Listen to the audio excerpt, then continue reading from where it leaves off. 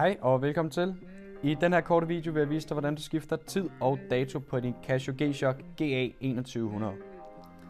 For at komme ind og begynde at ændre på tiden og datoen, skal du altså holde knappen oppe i venstre hjørne af Adjust-knappen inde i omkring 3 sekunder, indtil den giver et lille bip. Der kom den.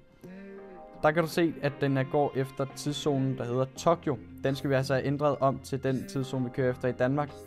Det gør du ved at trykke på Start eller på Light. Det er op og ned. Nu kører jeg bare på Start her.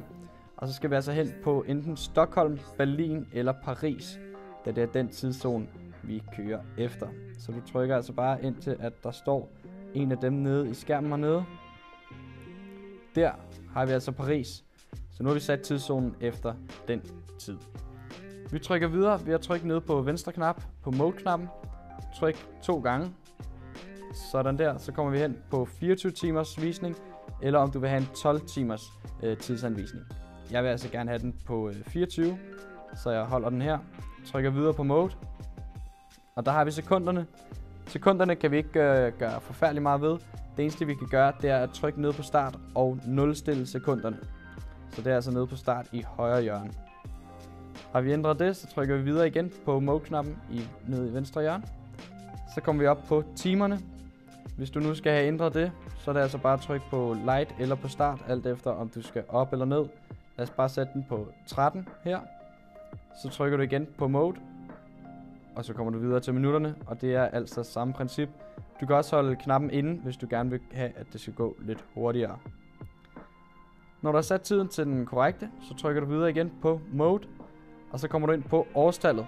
Her står den altså på 2023. Det er igen, om du bare vil ændre det, hvis du har skiftet årstal, ellers så står den altså korrekt her. Du trykker videre igen på Mode endnu en gang. Her er vi i datoen. Og det er altså måneden, vi har her. Så vi lad os bare sige, at vi er i oktober og sætter den på 10. Du trykker igen ned på Mode. Og du kommer over på datoen. Og lad os bare sige, at det er den 10.10. Sådan der.